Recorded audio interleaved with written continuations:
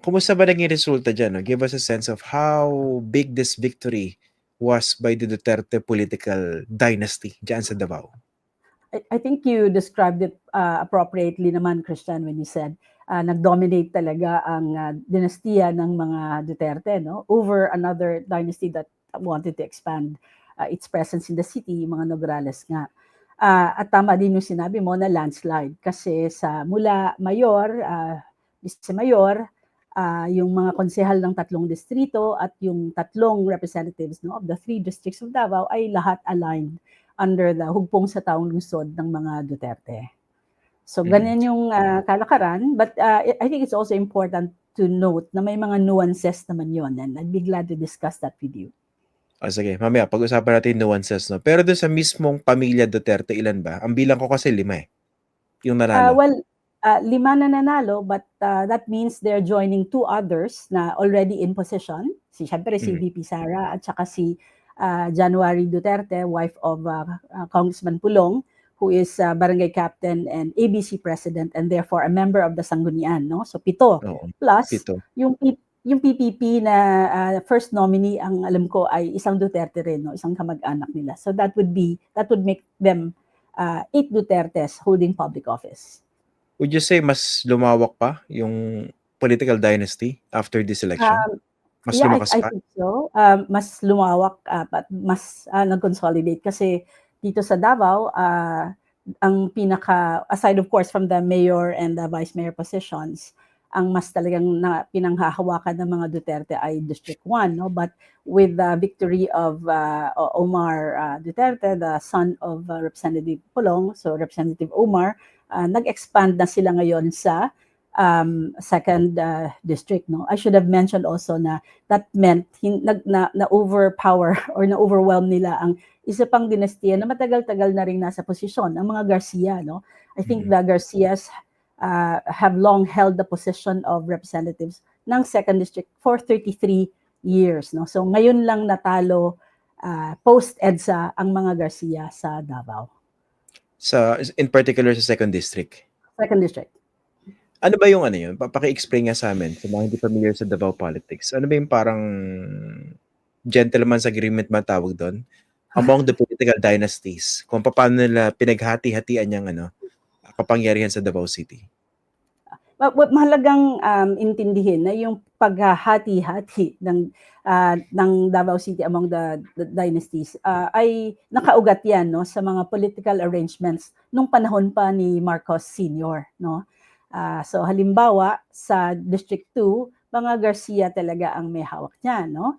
Sa District 3 naman ay mga Lopez, no? At nung sila ay napaalis dahil nga nagkaroon ng People Power Revolution 2 at nagkaroon ng puwang, no, para pumasok ang mga bagong political players, including then Fiscal Rodrigo Roa Duterte, ay nag-consolidate itong mga grupo na to.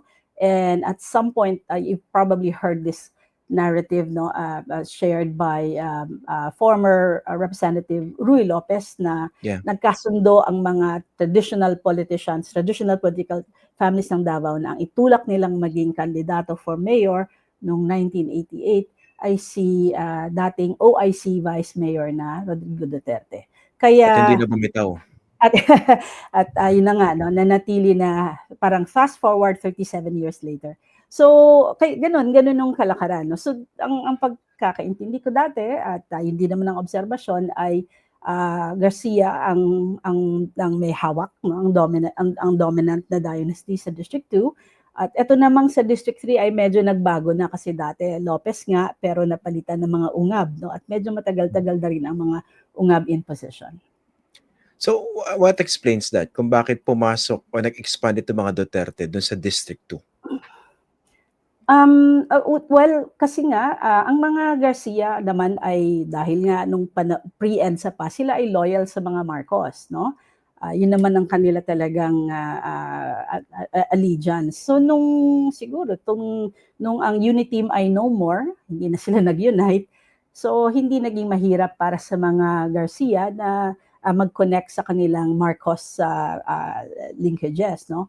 And I think that's why yun na nga, hindi din naging mahirap para sa mga Duterte ang magpasya to move into that area, no, or that territory. Kasi sa tingin nila, trinidor na sila nung dating nilang mga kasama sa lugar na yan. Kumbaga fair And game na. well, yes, and you know that word na pagtataydor is an oft-repeated word, no? Ngayon dito sa Davao, and that is also used in the context of the Nograleses, no, na ina-accuse ng mga supporters of the Dutertes na binitrain nila ang mga Duterte, given that they were given accommodations nung si now Mayor Duterte, Rodrigo Duterte, ay dating presidente. Kasi if you recall, cabinet speaker natin si Carlo. Pero bago yun, magkalaban sila na matagal, di ba? Yes, in the sense na una, sabihin natin, may arrangement din yan, di ba? Kasi parang yung mayor, vice mayor na positions, saka yung council, Duterte yan. Pero yung first district representative na position, Nograles ang may hawak niya, no? And that arrangement held actually until, I think, Attorney Carlo Nograles served his last and final term, naka 9 years siya eh. Tapos, but while that was happening, nasa PBA naman na bilang party list representatives ang si Jericho. magkapatid, no? Si Jericho at si Migs. si Migs, no? So yon. So merong ganong klaseng arrangement kumbaga, but at least I think ilang beses ba? 3 beses ba na nagbanggaan ang Nograles at mga Duterte. At ito nga ay parang itong 2025 the elections ay parang rematch. Pero rematch pero weird pa rin na rematch kasi yung patriarch, no, yung first generation dynasty na si Mayor Digong ang kumakalaban sa kanya, ay yung second generation na dynasty naman ng mga Nograles.